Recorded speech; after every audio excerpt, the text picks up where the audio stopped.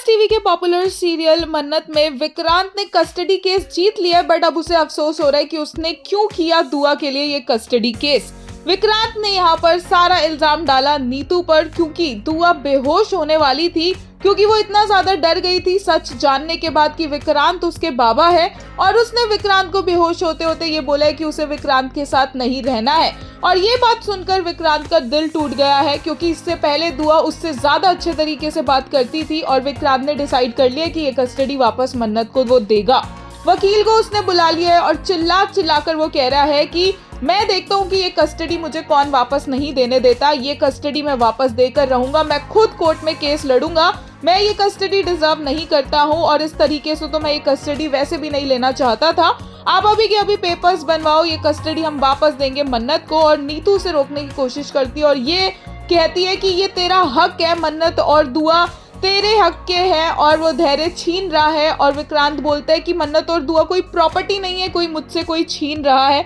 और बोलता है कि कैसे दुआ ने बोल दिया है कि वो विक्रांत के साथ नहीं रहना चाहती है। नीतू यहाँ पर फिर भी जस्टिफिकेशन देने की कोशिश करती रहती है कि तेरा हक है, और विक्रांत बोलते हैं कौन सा हक, कोई जिम्मेदारी मैंने नहीं निभाई है, धैर्य ने निभाई है सारी जिम्मेदारी। दुआ अपने माँ बाप धैर्य और मन्नत को मानती है और इसीलिए दुआ को पूरा हक है कि वो अपने माँ पापा के साथ रहे, क्योंकि वो बच्ची इतना ज्यादा सहम गई है सच जानने के बाद, और ये सब कुछ आपकी वजह से हुआ है। यहाँ तक कि विक्रांत नीतू को विशाखा से कंपेयर कर देता है और बोलता है कि आप बिल्कुल उनकी तरह है, आपके कहने पर मैंने कस्टडी केस पता नहीं क्यों फाइल कर दिया, ये सब मैंने क्यों किया, अब दुआ मेरे से बात भी नहीं कर रही है। और इतने में नीतू बोलती है कि ये यशिका ने सही कहा था कि विक्रांत को कोर्ट मत आने देना, क्योंकि विक्रांत अगर कोर्ट आया तो वो कभी भी